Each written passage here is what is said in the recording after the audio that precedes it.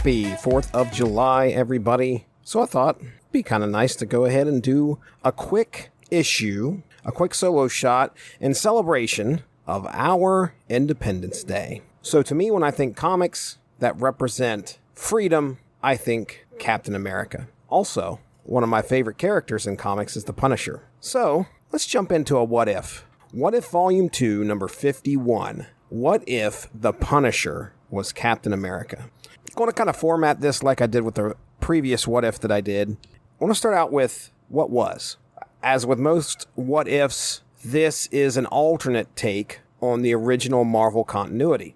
This one goes back a ways. This story's inspiration came from Captain America Volume 1, number 212. The story was titled The Face of a Hero, Yours. So this hit the shelves May 10th, 1977. This is a classic Captain America issue written and penciled by Jack Kirby. So what happened in that issue? The evil Arnim Zola has Hitler's brain and plans to put it in a body with Steve Rogers' face. Luckily, Cap and a lady by the name of Donna Maria aim to escape Zola and his living castle. During this escape, Cap is blinded by an explosion, but is whisked away before the entire castle comes crashing down. Now, Cap stays blind until issue number 214, after avoiding a close gunshot from a villain called the Night Flyer, actually restored his sight somehow. I think it was said that it hit a nerve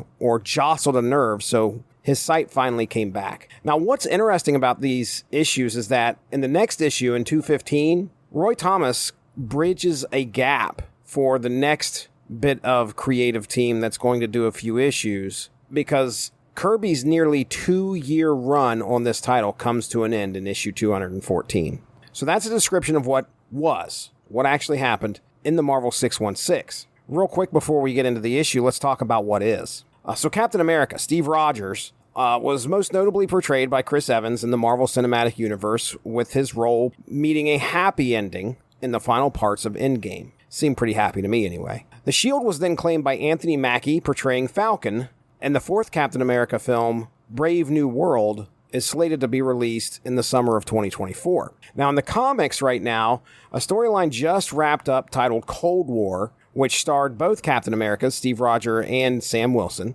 a new Falcon, and Nomad. Also, tomorrow, July 5th, Captain America number 750 is going to hit the shelves. As for the Punisher, currently, most people know John Bernthal portraying Frank Castle in the Marvel Netflix series, The Punisher. Great portrayal, in my opinion. I don't think there's anybody else that does a better job of getting Frank Castle across on the screen. Now, in the comics, things have been pretty divisive, okay? If you've been reading The Punisher or maybe staying on top of some of the news, one of the things that happened recently was the Punisher skull symbol came under fire. And last year, so Jason Aaron takes over the title in 2022 and starts writing a story that really involves some pretty controversial changes to the character. And in the end, things are definitely different from the character than when the Punisher was near his apex in the early 90s.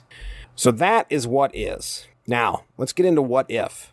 What If 51 drops onto the shelves May 18th, 1993. The cover of this is fantastic. It's the Punisher skull with the Captain America mask over it. What a way to bring things in. Title of the story, What If the Punisher Had Become Captain America? Written by Simon Furman, which I know as the man behind Transformers Generation 2. To kind of give you a little bit of background, some of the high notes of his career, he wrote the first 10 issues of G.I. Joe Special Missions. So if you have any of those, you know Simon Furman wrote those. He did a long run on Alpha Flight starting at issue 109. I talked about Transformers Generation 2, which took place about 4 months after this comic hit the shelves. And it looks like he's going to write a few more what ifs after this as well. The penciler on this book is a man by the name of Paris Cullins. His first comic listed on Mike's Amazing World was from 1981 and is DC's Secrets of Haunted House, number 42, and a story titled Mystic Murder. And if you were reading 1986's Blue Beetle, you would have seen his work. He did a solid run on New Gods in 1989, penciling around 17 issues, and most of his career is spent at DC. However, he does kind of dabble in Marvel every once in a while, and in 1993, he's about to work on the Razor Line imprint with Clive Barker's Hyperkind.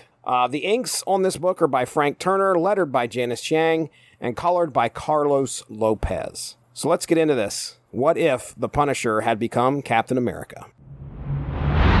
Okay, so we are going to open this book up with what looks like Captain America leading the Avengers. Now, the Avengers at this time, according to this, are Beast, Vision, Iron Man, Falcon, Scarlet Witch, there's Wasp, and Captain America at the helm. So the Avengers are going into some type of facility here, and Captain America, who, by the way, the Watchers told us this is not the Captain America we know. Captain America is worried about superpowers in a gang war, a potent combination that very nearly brought the city to its knees. It ends now. Hammerhead runs full into Cap's shield. Ooh, Cap is letting loose on Hammerhead here. Hammerhead giving him a fight, but like Captain America picks him up, slams him into the ground on top of his head, and then "You must be punished, punished, punished," and just continues to punch him over and over. Yeah, as if you couldn't tell. This is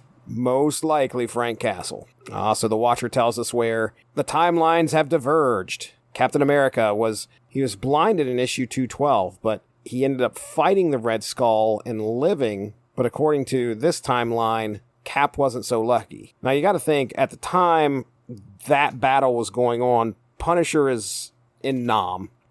And when you start to draw the parallels between the Punisher and Captain America, you can see that, both fought in wars, both are highly skilled military men. There are a few things there where the two are similar, but clearly the Punisher has a different outlook on how villains should be dealt with. So Cap's still alive. I'm sorry. Did I say he died? Because he didn't die. He just got tragically hurt. I don't know if he's going to die, but he's definitely not going to pick up the shield again. He's begging Fury to find someone strong to wear the flag. So Fury is talking to some of the government higher-ups to try and find out who's going to fill Captain America's shoes, Steve Rogers' shoes, and they are suggesting Frank Castle, who a decorated war hero, and apparently he's training some commandos in upper New York State. So this sounds like it may be prior to his family getting killed at the park. The Fury does not like the idea of Castle being Captain America, but the decision's already been made, apparently. Oh, wow. And Frank is not going to be Captain America. Frank is saying he does not want to be Captain America. So yeah, they've approached him on the training field, and he says, no, I've got a family at home. I've done my time. I am not going to serve as Captain America. So they go to other people. They go to John Jameson, Robert Diamond, which that name doesn't ring a bell, but it says actor and martial artist, part of the group known as the Sons of the Tiger. They go to Doc Samson and Kyle Richmond, Nighthawk. Oh, they all accept. Interesting. So Jameson becomes the Man-Wolf. Diamond dies before the might of Count Nefaria as Captain America. Samson loses control in the midst of battle and civilian fatalities run high. And Richmond becomes the undead thrall of Baron Blood. Oh, okay. Now it does look like the park shooting happens. So some gang members, mobsters, whatever you want to call them, show up at the park and murder Frank's family. But because of that, the opportunity to become Captain America is what he decides to embrace. Vows to bring justice to the world that killed his family. Oh, big one-page splash here of Castle holding the Captain America mask and looking down with his hand on the shield and the costume. We're now in present day, and the rest of the Avengers are talking to Nick Fury about their concerns with what Frank did to Hammerhead. Fury's kind of defending him here, saying, yeah, he's a little rough around the edges, but he's getting the job done. Scarlet Witch says she's frightened of him. So downstairs, Frank is grabbing his Punisher threads, and he's heading out armed to the teeth with the skull on his chest. So this is the third entry into his war journal, which makes me think that, he's just recently decided to become the Punisher, and he's found Bruno Costa, the man behind the death of his family. Now remember, his family wasn't targeted, they were in the crossfire. But Punisher's decided that he's first. Ooh. So he's taken everybody out except for one guy who he threw a knife and got him in the back as he was running away. This guy's on the ground begging for his life, and the Punisher just comes up and steps on the hilt of the knife, pushing it further into the guy's back. Well, the government knows that Frank is out moonlighting as the Punisher, and they are not happy. Falcon confronts him and says, hey, there's rumors going around that you are the Punisher. Ooh-wee, Frank letting loose here. I used to believe in the flag. He's talking to Falcon.